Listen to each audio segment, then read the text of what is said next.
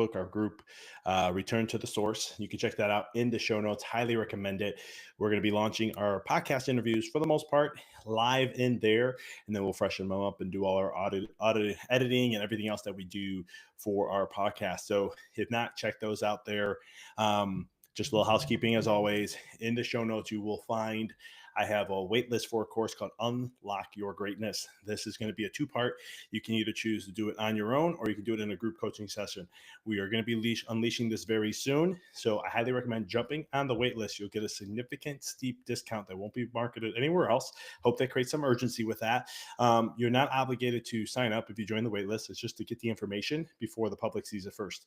So this is a course of my 21-year spiritual journey, scientific journey, soul life, everything that I've accumulated in the last 41 years of my life, and what I've come up with so far that I believe, based on the science and everything else I'm seeing, of how to truly unlock that greatness and return back to your source. What is source, and so much more. So I highly recommend, if you're looking to level up in your life, find more fulfillment, whether you're a business owner or not, it does not matter. This is the stuff I used to teach my coaching clients a lot. And I've put this in now for the public to see, and much more. It's going to be something that is never been shared. I've studied over about 80 to 100 different masters and mentors and mystics and sages and gurus, to put it all together and then see what I saw, the loopholes and everything, and then how you can benefit in your life with this. So check it out, join the wait list, and much more. So, and as always, you like the podcast, subscribe, like, share, review. It really gets this movement out there, as we're really, we're top 1% global podcast in the world. And I want to thank you for listening to it. And I want to make sure that we continue that message as we keep growing and expanding into 24 and into 24 here and going into 25. So I titled this podcast called Trump Wins, because politics has been so divisive in so many ways, to where I thought this is a great moment for those who, well, one, if you're really excited that Trump won, or you're really upset that Trump won, this podcast is for you. Like I said in the description, this is not going to be political. I can promise you that. But whether it's one or the other, I want to share a fresh reminder to all the listeners that, because these are really deep triggers. I mean, I've been seeing videos of people crying and screaming and think their whole life is ruined now, and all these things just because of it. And I'm just like, okay, this is a great opportunity to share this info. Remember in life that, and this is all aspects of your life, this happens with relationships and business and life and career, every facet of your life. When something triggers you, okay, when something triggers you, that is your heart and mind trying to help you be aware that you have healing that needs to be done. I'll say that one more time. When something triggers you, that is your heart and mind, could be one or the other or both, is trying to tell you and show you from your outer world, this is something that you need to heal.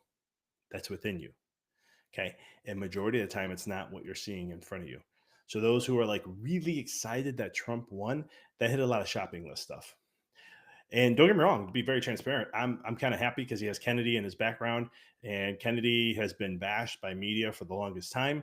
He's going to do a lot of great things in health. A lot of chiropractors, a lot of people in the holistic health space love this guy because he brings real hardcore science and so much more. That is my 2-second window about all that. So I'm excited to see what he's going to do.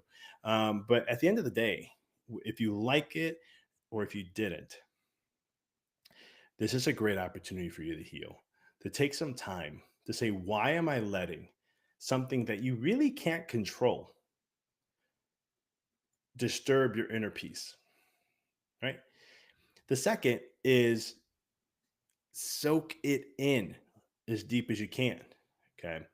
Now, why am I saying to soak it in? A lot of times, whether if it's pain, everyone says, was this a good experience or a bad experience? There's really no such thing as good or bad experiences. It's whatever you dictate it to be. And most time you're dictating that from your subconscious mind.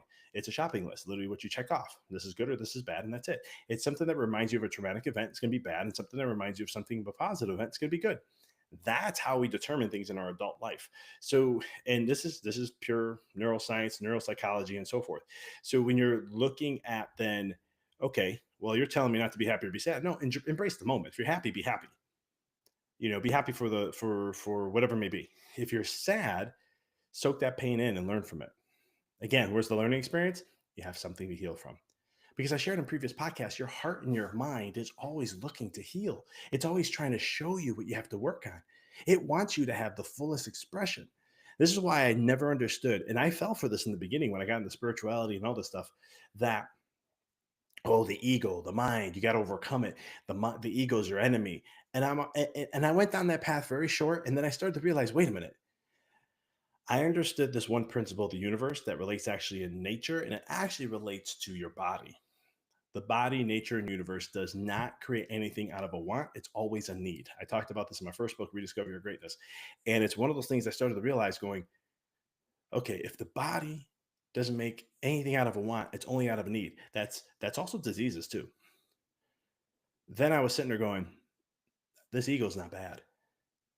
It serves a purpose. There's something good about the ego. And it took me on a rabbit hole for about a whole year. And I started to understand that actually our ego is what allows us to survive. It what allows us to evolve as a human species. It allows us to expand and evolve from technological things to you name it. Okay. It's there for a purpose. And it's a beautiful purpose to have. The problem is where I found they took it to the extreme. And we, us humans, we do that a lot. Is I started to see that, well, because we lead a life by your ego, will lead you a life into dismay, imbalance, and all these other things. And that's something I learned over a period of time. And I said, oh, interesting. So I can't let my life be led by my ego. That's what inspired me to write my first book. It kind of opened the door. I talk about the ego in there a lot. And I talk about how leading your life with the ego makes your life very colorless. The more you do it, the less more mute it's going to be.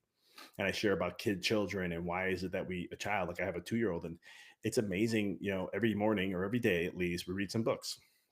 My goal is at least 5 to 10 a day with her. That's just with me. And what if I told you it's the same book I'm reading every single day? How boring does that come? Parents, right? Here's a trick for you, read it like you never have before. Then you say, I don't want to deal with that, but get in the present and read it like you never did. That's the only thing that helps me. Like I literally will read a book, and some of them you're just like, oh, I can't. This book is repeating the. There's one that's we're going on a bear hunt, and something something, and it's like the same four phrases here, couple things here, same phrases on the bottom, and then it's just new phrase, and then it goes through the same pre. It's like six of these, and I'm like, okay, but it was a bigger challenge, right? And I just got into the present. I know my daughter loves it, and I'm like, I'm just gonna be here with her, and then to be reading it like it's the first time ever, and that helps you shift out of that. So coming back then to the mind and the brain, right? It's that we don't want to lead with it. Don't let it dictate your life because it tells you what your experiences are going to be. This is what a lot of people talk about, the living in the present or the power of now, like Eckhart Tolle talks a lot about and things like that. It's coming back into this moment of just being here, right? And just being right here, trying to make it the first time ever. Because let's face it, no two experiences are ever the same. And so, with that being said, even though you're doing something for a repeat, the experience is not the same. It might be 99.9% there, but guess what? 0.1% different. And so, hopefully that helps a little bit there. But the essence of what I want to get to here is that when we look at our lives, this is an opportunity for you to really take a viewpoint of what do I have going on inside? What is the mind paying attention to?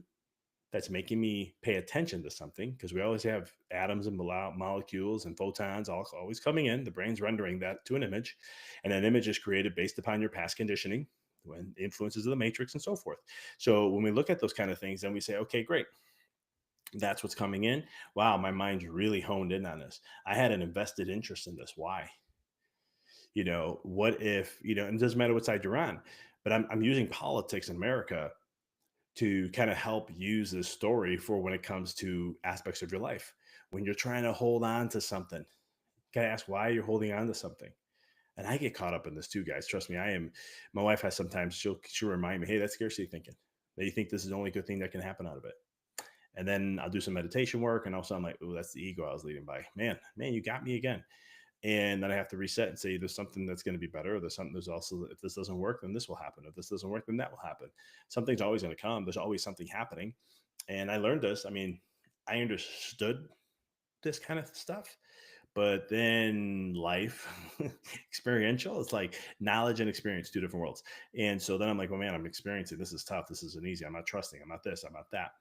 And then I started studying stocks, and I wanted to get into like day trading. I thought it was a great thing to do, make a little side income, have fun. I like technical analysis. There's a science to it. You can be about 70% of the time correct. I was like, this is beautiful. This is right up my alley. And one of the things is I got, again, it came up, scarcity thinking, because I'd have something that I miss and I'd be so bad at thinking I'll never have an opportunity. And they always, and the guys in the groups I was a part of are always like, there's always opportunities. There's always gonna be a new one. Don't let it get to you. And over time, I learned, it took me about a year and a half, 2 years. So I was a slow learner at this. I started to understand that there is always opportunities, that it's not this one thing that's going to do it. Okay. There's always going to be new things. So I might be getting a little off tangent what I wanted to talk about here. But one of the things is that, again, the mind and the heart are always working for you to help you become more whole, to become as whole as you possibly can, to blend in that spiritual element of who you are, the true essence of who you are in this human experience, and to embrace this journey and just embrace being human and soak up all the array of those emotions. Because when we hold on to something, whether we were pulling it away or we're holding on to a moment and everything has to align to that moment or else. And like I said, I did a couple podcasts ago about this. That is going to create more disharmony within yourself. It's going to shift your perspective into seeing things in more in a negative way.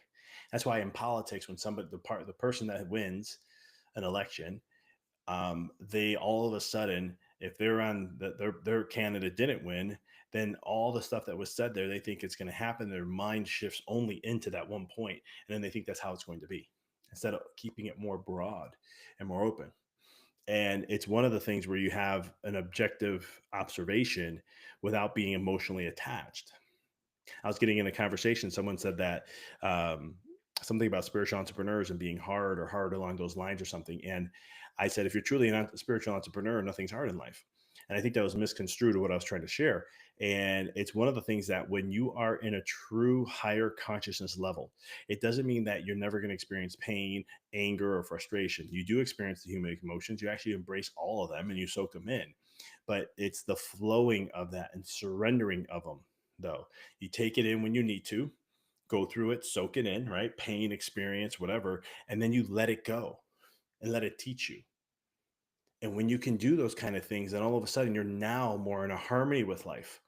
And it's not that that was a bad experience or this is a good experience, because there really is no good or bad experiences. You come into this experience as a soul to gain and experience human experiences.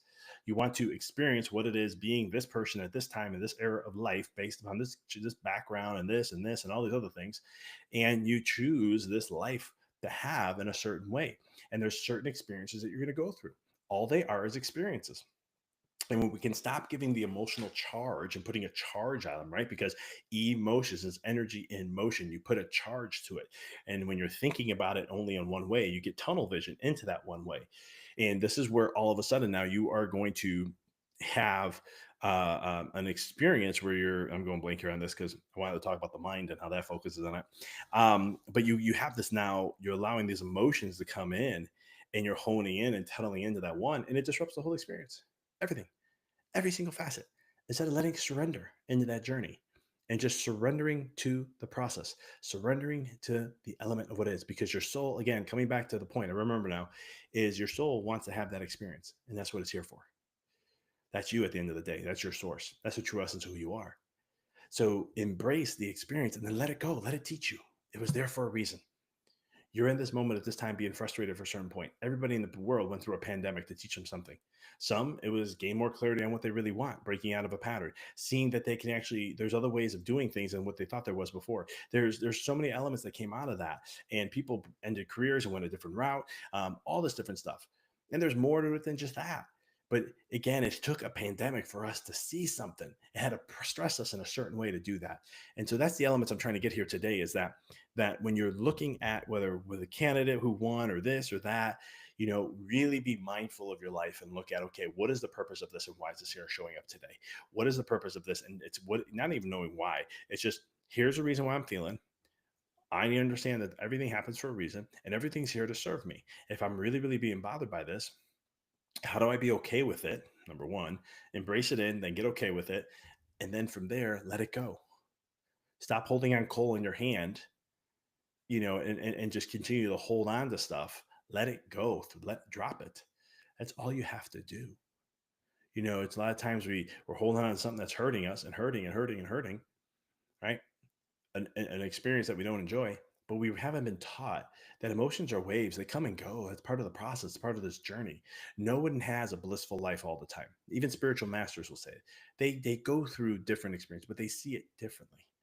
See, when they go through something, they embrace it because they know there's going to come a time that's not going to be there anymore. And they know there's going to come a time there's going to be something else there. And this has been very hard for me, especially a type A driver. I was always thought, oh, spirituality is bliss, and that's all it ever is. And it is bliss all the time. And you can have bliss all the time. I've learned that too. And these are extreme sages and mystics that get to these levels. But that doesn't mean we can't try doing it either. It doesn't mean I can't practice at it. It doesn't mean that, and the only thing I know at this point in my life, and I read a book on this called The Walk in the Dark. I talk a lot about this, is that there's elements in life that when we can learn to dance with life, then we're in a state of bliss all the time. We're in a state of joy. Yes, short term pain, short term this, but we have what Buddha called an empty mind. We don't have a personal preference or judgment to it. We don't make things personal to us. This is the whole thing coming back to the ego being our enemy. Because when we look at the ego is there to serve us in many ways, like I shared. But you also have to understand you have the most brilliant mind in the world. Okay. The mind is better than any super technology that we'll ever come up with. I even think quantum computing can't even keep up with how powerful the mind is and what it can do and what it can process in just a split of a second. I mean, when I studied neuroscience and I still do, but when I looked at like one split second of an image, all the data that the brain takes in and pays attention to without your consciousness being aware, it's mind blowing of how it can memorize all that stuff in just a split second. It's crazy, right? And it's one of those things that when you really understand that and really grasp that, it's a game changer. And you realize how powerful this mind is. But yet we were trained to condition it in the wrong way. We judge things and we make things personal to us. You don't believe me? Have somebody write you a text message or an email, and it's said in a certain way that you all of a sudden start judging, think it's negative. This is why there's so many arguments on Facebook and social media. I'm not saying people don't have a negative, people are a lot easier to say things behind a keyboard. That's a fact. I always tell people, like, people will say things via social media and comments and stuff, but I know they wouldn't say that in person to the person. But at the end of the day, it's really coming to this place of lost my train of thought with the Facebook stuff today. I'm just losing a lot of train of thoughts today, but it's coming back to uh, the process of with the I don't know. I'm gonna go back to letting go. So we'll go there, but it's that element of it. And so in today's episode, what I wanted to really just share with y'all is going to be that one, when you're bothered or extremely happy, one, soak it in. Two, surrender to experience, stay empty minded. Like, that was a great moment. I had a great time. I was present. I enjoyed it. Hey, I had a painful moment. It wasn't fun, but I stayed present with it and I soaked it up as much as I can. Three, storms always pass. Sunshine eventually goes away. So, understanding that basic principle, this is nothing new rocket science I'm trying to share with you guys. This is stuff that's just hardcore science stuff that will help you ease in this process, ease in this journey, right? Always know that everything works out for the greater good. It always does. Don't believe me. Don't. Go look at your life. Look at the moments when a door closed, and another one opened. Yeah, I was talking to a patient that had a door closed, and I kept telling her, I'm like, stop focusing on the door closing, or stop trying to slow it down from the closing of that door. You're going to miss out on the other doors that are opening that are even better. And I said, you don't have to believe me. Just look at your life. And she said, thanks for telling me that. She goes, she started looking at her life really quick. And she goes, man, I remember a time I wanted something and it didn't happen. And I was so frustrated. And then the next day, something even better came. And I looked and I was like, there's your proof. It always works out for the greater good. You just got to believe in it. It may not be in the timing you want, but it'll be there when you need it. God gives you what you need, not what you want. You got to get what you need first before you get what you want. So, and the last isn't that, but just surrender. Use the breath. Okay. If I give you anything, if you're struggling with this, use the breath. This whole transition, president winning and all that, use the breath. The breath will guide you, it will calm you, neutralize you. And at the end of the day, I didn't share this. I want to leave this one last point with you. Nothing from the outside world can fix the inside world within oneself. Nothing from the outside world. It doesn't happen from outside in. It happens from the inside out.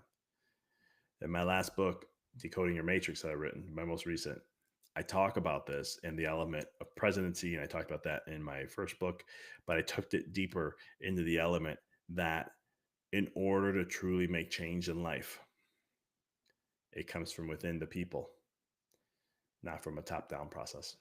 Nothing does that. And so it has to come from within. Everything's energy, everything's consciousness, everything's interconnected and intertwined. There's the law of or the quantum entanglement, right? Everything is entangled within, and this comes from a spiritual truth that everything's all connected. We're all one. The one is all and the all is one. And so that principle, quantum entanglement, ties into all that. We are all interconnected.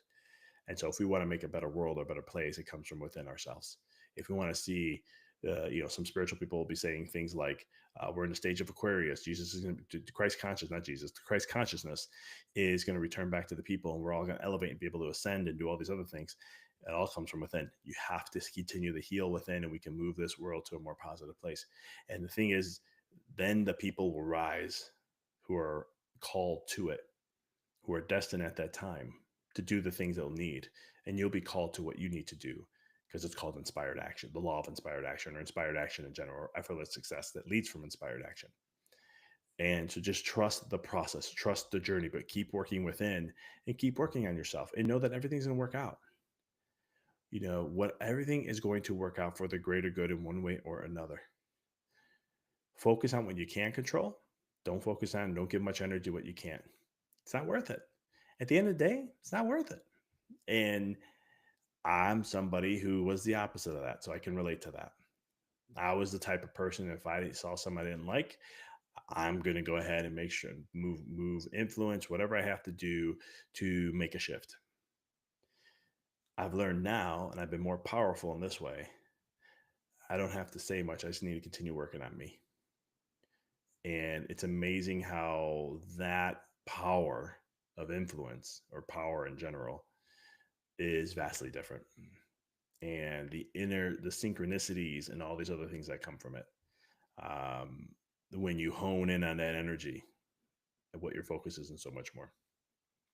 So I want to thank you for tuning in. This is what I got for you guys. I hope this helps. I don't prep anything for my podcast. I literally just think of a thought and go.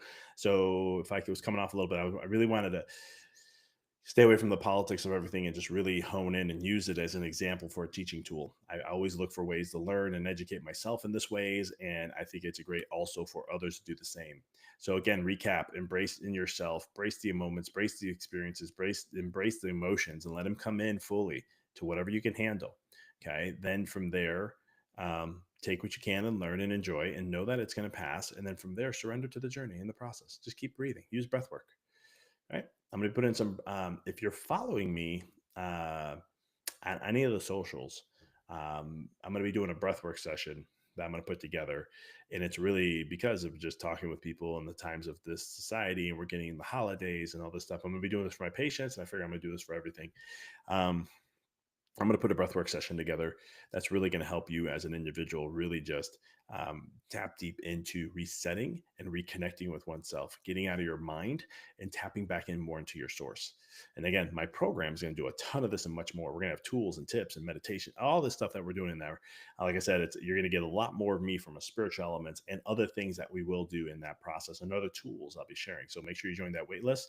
And again, if you're listening to the podcast in the recording or on YouTube or wherever, subscribe, like, share a review.